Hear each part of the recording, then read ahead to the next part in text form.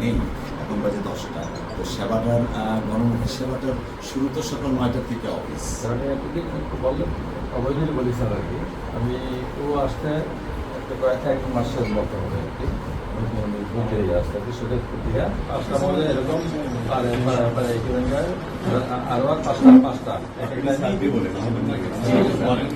আমাদের কথা অবৈধ দিলাম রাজস্ব সার্কুলের আন্ডারে আছে এই অফিসে স্যার আমি বুঝলাম আমার নাম মোহাম্মদ নাসিরুদ্দিন দুই সরকারি কর্মকর্তা স্যার আপনাদের সদয় নির্দেশনায় যতটুকু সম্ভব চেষ্টা করছে আজকে পর্যন্ত অফিসারে একটা গণমুখী এবং সেবামুখী করার জন্য যেটা স্যার আপনি এলাকায় উপস্থিত যে জনগণ আছে আপনি জানলে হয়তো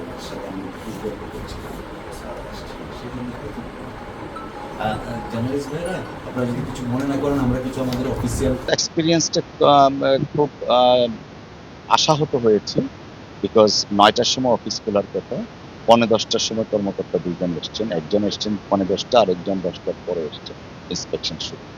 তো এই ব্যাপারে আমরা যথাযথ কর্তৃপক্ষের মাধ্যমে বিধি অনুসারে ব্যবস্থা নেওয়া হবে। আজকে এই ভূমি অফিস আমরা পরিদর্শন করেছি, কম বেশি রেগুলারিটিস আছে।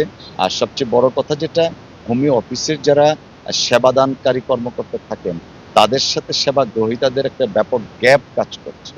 ওনারা প্রপারলি এক্সপ্লেন করছেন না কোন কাজটায় কতটুকু সময় লাগবে, কতদিন সময় লাগতে পারে।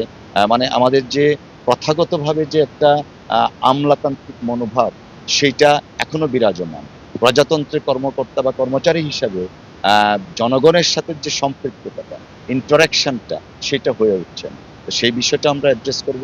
আর আজকে আমরা যা দেখেছি, অফিসিয়াল কিছু সিক্রেসি ম্যাটার আছে, সেই জিনিসগুলো আমরা দেখব, দেখে বিধি অনুসারে ব্যবস্থা নিব।